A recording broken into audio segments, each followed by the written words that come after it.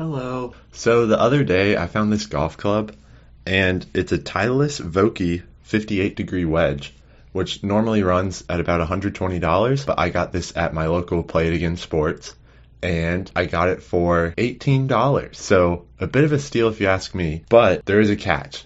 It is extremely worn out. You can see all of this rust, all of these scratches. The face has even more rust and the grooves are probably a little bit worn out. So in today's video, I'm going to fix this club and make it look awesome. So the first step in that is to soak it in vinegar to remove the rust, and then I'm gonna rub it off with some steel wool.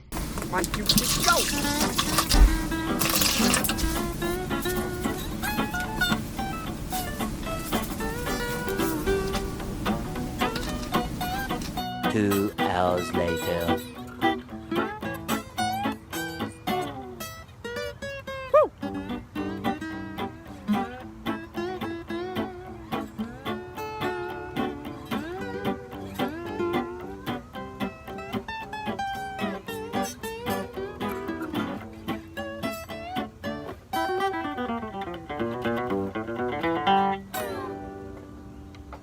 Okay, and so while that soaks, I'm going to go ahead and shop for a few things that I'll need to fix the rest of the club. And then, after that arrives, we'll be able to go ahead and start sanding it down, polishing it, painting it, making it look cool.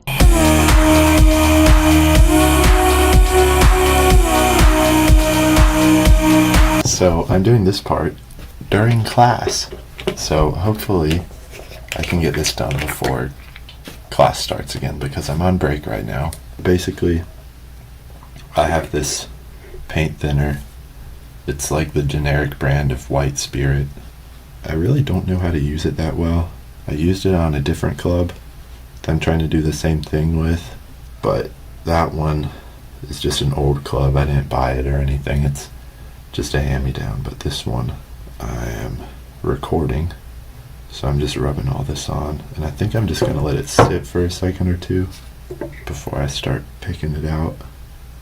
But again, I don't know how to use it. It doesn't come with directions. And I am doing this a little bit out of order.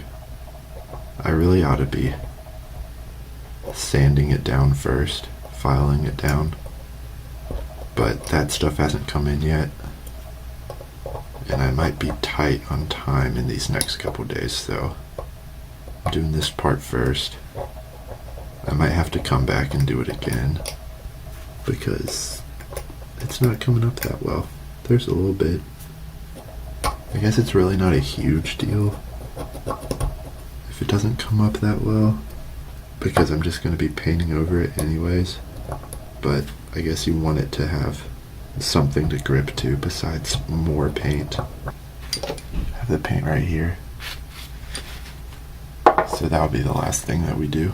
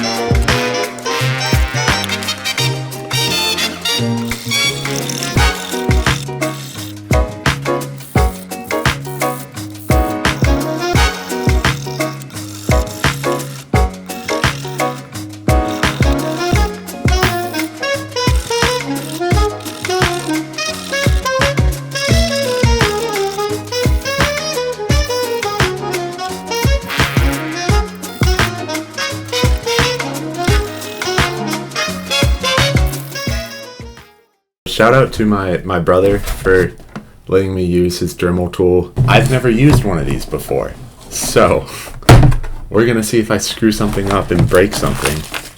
But I have used a power drill before. Actually, it's probably the one power tool that I know how to use the best. This can't be that much different, right? Ooh. I think I want to use something to sand it off a little bit first, because I mean, I already hand sanded it. I did a lot of sanding off camera, but I still need to clean up a few edges. Now, I'm first going to test it on my 60-degree wedge. I'm doing the same thing to it, but this was a club that I already had. I mentioned this before, so I'm just going to test out the sander and see what it does so I don't screw it up on the one that, you know, I actually care about a little bit more. Let's start out at low speed.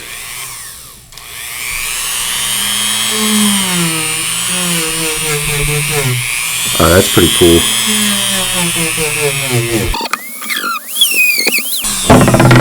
Alright, it's kicking up a lot of dust, like metallic stuff, so I'm actually going to put on a mask real quick.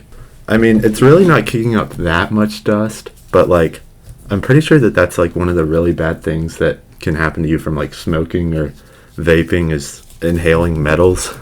So I feel like this might be a similar situation where I'd rather not inhale metals, even if it's not that bad for you, just being on the safe side.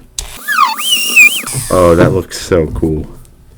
Alright, now time for the real deal. So I already have it pretty decently sanded and filed down. I just gotta get these last little bumps and scratches and then I'll be able to polish it.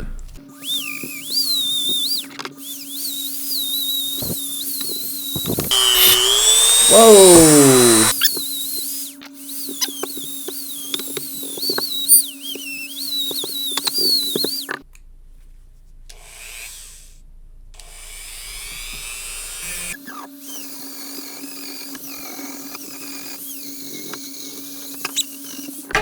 Now, the back side of it is looking pretty good. It's just about ready to get painted over. Yeah, I just need to tape over the face and then polish that side, and then we should be set.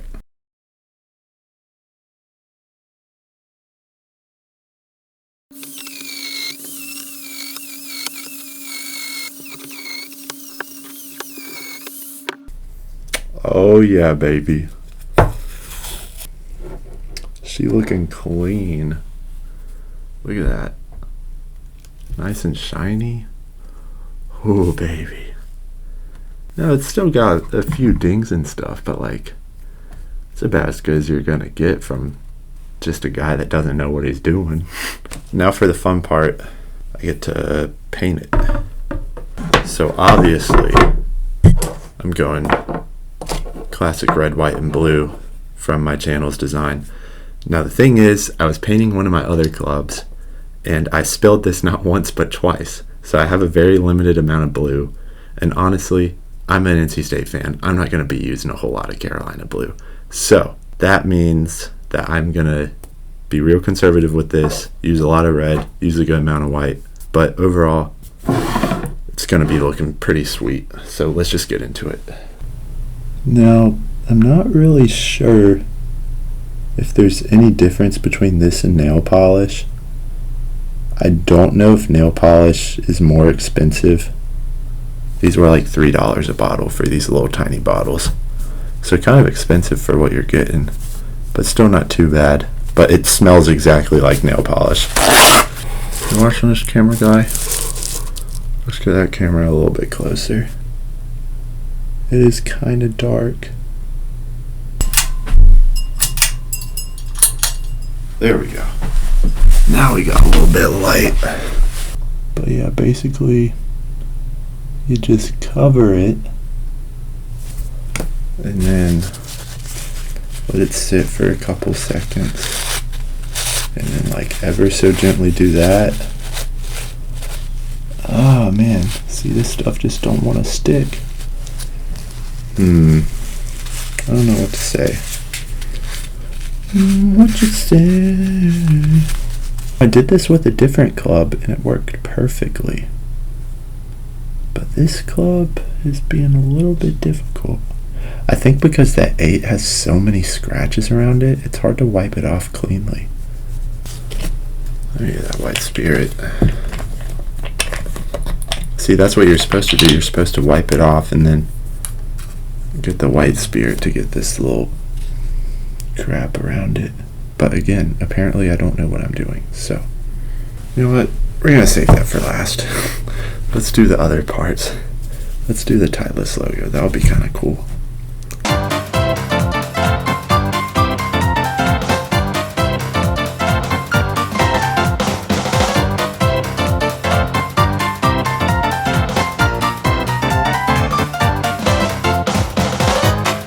I'm just going to do this off camera because I've been recording for like an hour and my camera is probably about to die. So, bye.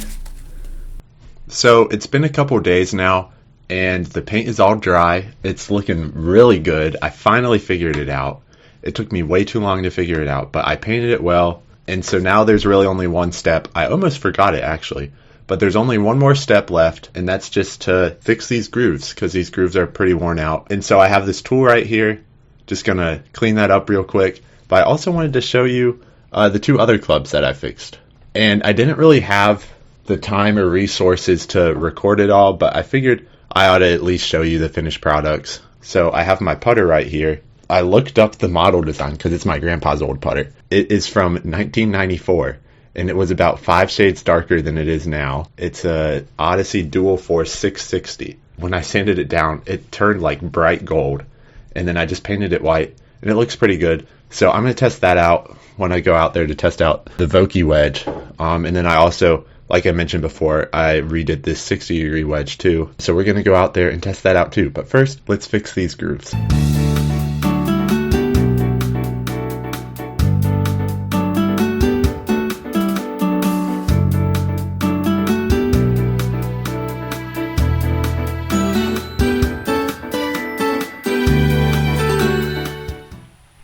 So after about 2 weeks of hard work, I was finally able to test out the club. Now, I had never hit a golf ball with this until now. I never got to try it out in the store. And, you know, I gotta say that this is a very nice club. I think that it's just a testament to how even a beat up old premium brand is gonna play better than a brand new budget brand. So I think that that's, you know, something for new golfers. I think that you ought to look for used equipment first that's about the same price as new equipment that might be on the cheaper side, because, you know, you can always fix it up. And it really cost me like $50 to do all of this, and a good amount of that was just for painting it, which doesn't affect how it plays at all. It definitely makes it look a lot cooler, but, you know, if you just want it to play better, you know, $5 for a groove sharpener, and then $10, $15 for some sandpaper and a file, and then another $5 for baking soda and vinegar. And then you have yourself a brand new club right there. And obviously the Dremel tool also kind of just makes it look better. It makes the sanding process a little bit quicker. If I really wanted to, I could have sanded it the whole entire time. It would have just taken a lot longer, so I chose to use the Dremel tool towards the end of it to speed things up a little bit. But I really loved how all these clubs turned out. You know, even though I'm missing a few putts and thinning a few chips, that's all because of me. It's not because of the clubs. And yeah, I think that, you know, I hope that if you watch this to see how to do it, that you're motivated to go and do it, because I had a lot of fun making this. And here are a couple just pitch shots that I took before my battery overheated. It was about 100 degrees outside when I was doing this, but it was still a lot of fun. But yeah, here's just a clip of, you know, what it used to look like, and it looks about as bad as you can get. But you just gotta have an eye for the potential behind things like these. And I think that that's the beautiful thing about restoring any sort of thing and making it look cool and making it not only look new, but, you know, personalize it. I like that red and blue theme, so I made it my own. So if you enjoyed watching this, I'd appreciate a subscription. It really motivates me to keep making fun stuff like this. But anyways, thanks for watching and stay safe out there.